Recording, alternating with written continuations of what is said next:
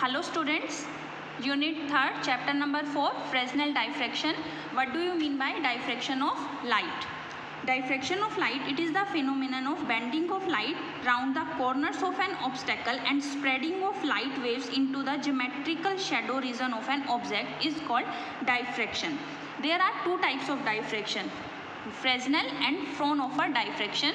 इसकी वीडियो मैंने एक शेयर की है जिनमें इनके बीच डिफरेंस को शो किया गया है. जो हम जैसे जैसे इन टॉपिक को करते जाएंगे वो डिफरेंस हमें पता भी लगते जाएंगे. अब सबसे पहले जो है इसको बताया था यंग ने. To explain this, Young was the first to apply wave theory for explaining the bending of light round the corners, but his argument was not convincing, and later on Fresnel gave a mathematical treatment of this phenomenon by using Huygens principle. तो Fresnel ने जो है कुछ assumptions लिए थे इसको explain करने के लिए. जो कुछ मतलब पॉइंट्स थे जो हमारा यंग है एक्सप्लेन नहीं कर पाया था, जैसे हमने उसने क्या दिखाया था, Huygens secondary wavelets outside the region AC and BD near cancel out each other. AC and BD के बाहर जो भी वेवलेट्स है वो एक दूसरे को कैंसिल आउट कर देंगे. The Huygens wavelets within the region AC and BD produce nearly full intensity. और AC एंड BD के रीजन के अंदर जो है वो फुल इंटेंसिटी हमें मिलेगी. Near the edges AC and BD there are deviations from intensity value expected from the laws of geometrical optics. तो इनको बताने के लिए फ्रेजनल ने एक टेक्निक ली जिसमें उसने हाफ पीरियड जोन्स को बताया, एक्सप्लेन किया. तो फ्रेजनल्स अजम्पशन क्या है? To explain the phenomenon of Fresnel diffraction, Fresnel made the following assumption. First point is a wave front can be divided into a large number of half period elements. कि wave front जो है उसको हम large number of half period elements में divide करेंगे और हर element जो होगा wave front का वो emit करेगा secondary waves continuously. ये है फ्रेजनल assumption का फर्स्ट पॉइंट.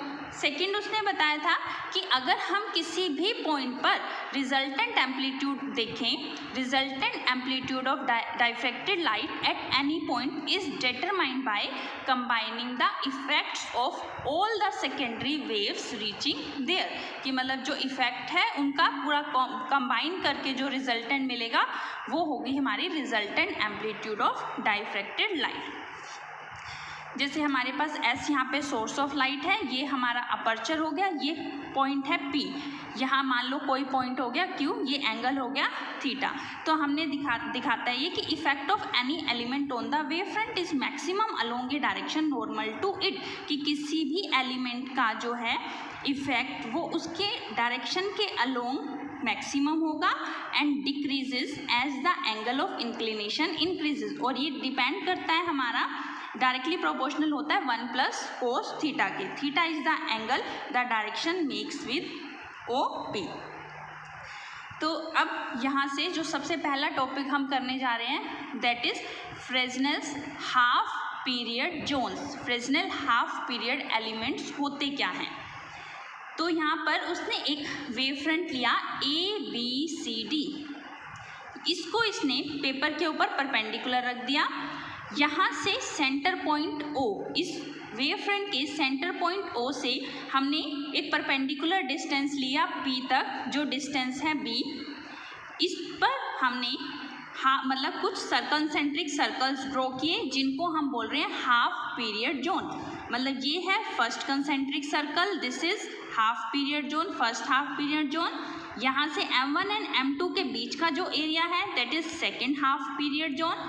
M2 और M3 के बीच का जो एरिया है थर्ड.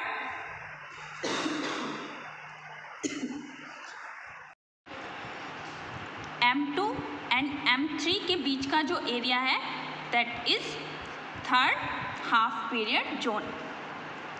और यहाँ से M1 से P का जो डिस्टेंस है मतलब जो एवरेज डिस्टेंस होगा फर्स्ट हाफ पीरियड एलिमेंट का इस P से, वो सेंटर वाले मतलब जो डिस्टेंस है उससे λ/2 इंक्रीज हो जाएगा. तो जब इसका डिस्टेंस हम यहाँ से देखते हैं तो ये होता है B plus λ/2, B plus 2 lambda by 2, b plus 3 lambda by 2। Similarly हम यहाँ नीचे भी दिखा सकते हैं ये, तो m1 m2 m3 m1 dash m2 dash m3 डैश b plus lambda by 2, b plus 2 lambda by 2, b plus 3 lambda by 2। तो अकॉर्डिंग टू हाइजेंस प्रिंसिपल था कि every point on the wave front becomes a source of secondary wavelets reaching at p। मतलब कि अगर हम किसी wave front पे कुछ पॉइंट्स लेते हैं तो उसका हर पॉइंट जो है वो सोर्स ऑफ सेकेंडरी वेवलेट्स की तरह काम करेगा और वहाँ पर इंटेंसिटी ऑफ लाइट को प्रोड्यूस करेगा। The secondary wave from O travels the shortest distance b to reach p। मतलब जो सेकेंडरी वेव्स आ रही हैं O से वो P तक पहुंचने में शॉर्टेस्ट डिस्टेंस ट्रैवल कर रही हैं B, और जैसे जैसे हम यहाँ से दूर की तरफ जाते जा रहे हैं, मतलब डिस्टेंस इंक्रीज कर रहे हैं, ये भी हमारा डिस्टेंस जो है एवरेज डिस्टेंस वो इंक्रीज हो जाएगा in the proportion of lambda by 2, मतलब in the steps of lambda by 2। तो और ये जो हमारा है, ये जो हमने कंसेंट्रिक सर्कल्स ड्रॉ किए हैं ये कहलाते हैं हाफ पीरियड जोन्स। हेंस अब लैम्डा बाय 2 का अगर हम कहें कि डिस्टेंस में चेंज आ रहा है, पाथ डिफरेंस में चेंज आ रहा है, तो फेज में कितने का चेंज आता है? पाई का। Hence change of phase at p in going from one zone to the next is pi. Fresnel called these as half period zones or half period elements. With p as center and radii equal to p को हम centre मानकर और ये radii draw करके लेकर हम concentric circles draw कर लेते हैं, और इन कंसेंट्रिक सर्कल्स की जो रेडियस है वो हो जाएगी r1, r2, r3, और जो एरिया होगा वो फर्स्ट हाफ पीरियड एलिमेंट, ये जो एरिया होगा second half period element, third half period element. अब अगर हम मीन डिस्टेंस देखें, mean distance of all the point on the first half period element from p is, जो मीन डिस्टेंस है first half period element का वो कैसे निकलेगा? सेंटर से डिस्टेंस है b और अपर पार्ट m1 से डिस्टेंस है b प्लस लैम्डा बाय 2, तो एवरेज डिस्टेंस निकालेंगे तो वो हो जाएगा b plus lambda by 2 divide by 2, तो ये हो जाएगा b plus lambda bye 4। And that of second half period element is, second half period element का डिस्टेंस था हमारा m1 से था b plus lambda by 2 plus में m2 से था b plus 2 lambda by 2 divide by 2, तो ये हो जाएगा b plus 3 lambda bye 4 which is greater than the first by lambda by 2, जो कि पहले से लैम्डा बाय 2 इंक्रीज हो गया। And so on that of third half period element का हो जाएगा b plus 5 lambda by 4 which is again greater than the second by lambda by 2 and so on. अगर मैं b प्लस लैम्डा बाय 4 को x consider करूं तो ये हो जाएगा x plus lambda by 2, next is x plus lambda and so on. तो ये हमने मीन डिस्टेंस निकाला था। तो डिस्प्लेसमेंट निकालें at p due to the waves coming from first half period element, तो डिस्प्लेसमेंट हो जाएगा y का हमें पता है फॉर्मूला होता है a sine 2 pi over lambda vt minus x, या फिर इसे लिख सकते हैं a1 sine omega t minus 5, kx होगा और kx जो है वो किसके इक्वल होता है? 5 फेज के इक्वल, और v जो है वेलोसिटी है वो इक्वल होती है 2 पाई v over lambda.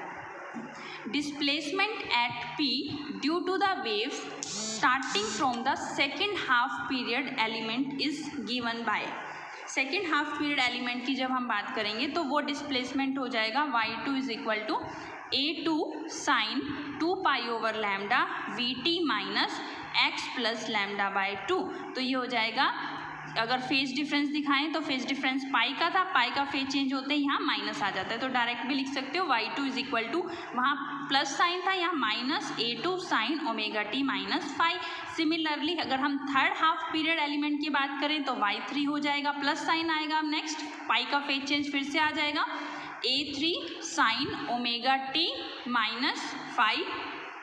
Similarly, from the fourth half period element, y4 is equal to minus a4 sin omega t minus phi.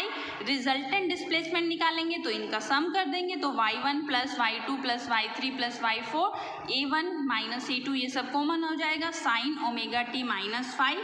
ये रिजल्टेंट एम्पलीट्यूड हो जाएगी a sine omega T minus five which is resultant amplitude. Magnitude of amplitudes a1 a2 a3 depend upon the following factor. जो amplitude है वो 3 factor पर depend करती है. First one is area of the corresponding half period zones. Second is mean distance travelled by the corresponding waves. Third is obliquity of the waves reaching P from the corresponding zones, जिसको हम मैं next lecture में 1 by 1 discuss करूंगी. तो जो ये amplitude है वो इन 3 फैक्टर्स पर डिपेंड करती है.